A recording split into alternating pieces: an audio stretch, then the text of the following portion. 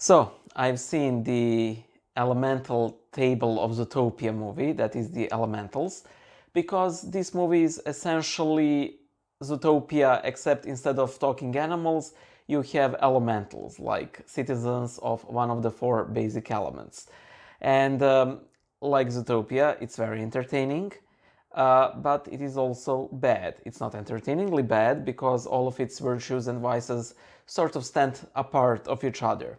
Um, like Zootopia, its story is very basic, but even much more basic than it is in Zootopia itself. And if you can't believe that, well, I only need to tell you that a fire and a water elemental fall in love, and that's enough for you. I would assume that a lot of people could easily guess the entire plot of this movie just by saying a fire and a water elemental fall in love, and that's it. You know the entire story. You don't need anything else.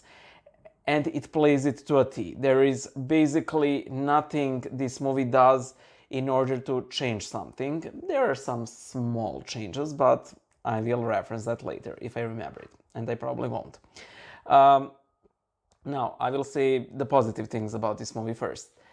It is entertaining. I mean, it is a 3D animated feature. Those are rarely so bad that you can't watch them. The character design is very nice, especially of the two main protagonists, of Amber and Wade. They're really nice to actually watch.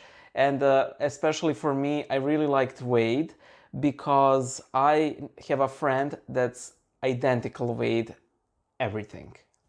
Everything Wade does, it's that guy. He's well, build. My friend is not made of water, but he's 70% water, which is close enough. But so I found Wade sort of relatable.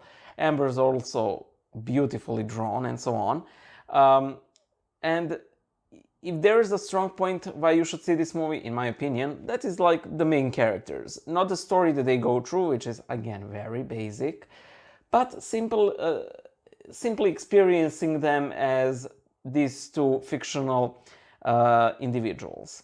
And as with many such movies, it is very creative, but that is also its flaw, and I will elaborate on that later. If somebody told me that this movie would be a love story between two elementals, I would have guessed two things. First, it will be a love story of two opposite elementals, so it wouldn't be a story between like a fire and an air elemental or an earth and a water elemental, because you have to have an extreme opposition, even though these lesser pairings could work just as well. And I would actually praise the movie makers if they actually went through such a daring move. However, both water and fire are the pretty element, are sort of like pretty elements, and having their respective elementals interact is much more interesting to maybe animate than a boring earth elemental. Let's be honest, nobody likes earth that much in these elemental pairings. It's just boring, it's dirty, it's yucky, it's just there, especially, I mean, as humans, we're constantly surrounded by air and earth, and they're just sort of boring.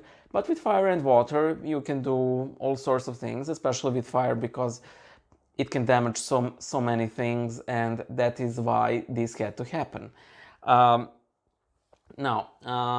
And of course that they fall in love and there's opposition, but they overcome it. They overcome all of the odds. It's just painful. I would say that the story writing was so lazy that it's borderline sinful. Yeah.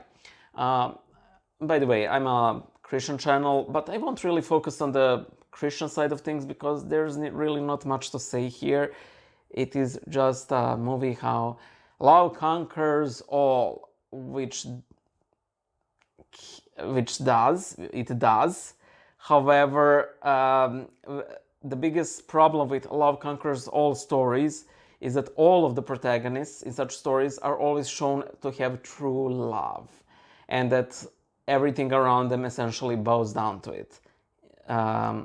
Nothing around true love needs to bow down to it. And, you know, sometimes parents of such couples may end up killing the lovely dovey pair, you know, and it's sad, but it is the way of this world. Sometimes, oftentimes, stories such as these don't have a happy ending, even though the young couple may persist in their love, which is something to be praised for. Sometimes it does not end happily for either of them, and there's that. The worst part of this movie, however, besides the story, is the father, because at the end of the movie he says that he was wrong about Wade, the water elemental, and he says, Amber, his daughter, that his true desire was her, you know, for her to be happy and not for her to run the shop, which is nonsense, because throughout the entire movie it's always the shop, it's always the sign, it's always his retirement. I gotta leave somebody's business, and which is sort of stupid, because I mean, he's the one who started the shop. It's not like this shop was 20 generations in the family, so that Amber feels especially pressured to take that job, which would sort of make sense. No, her father started the first shop, you know, and she could have easily told him, that was your dream, you had your dream, now I want to start my dream, and that's it. But no.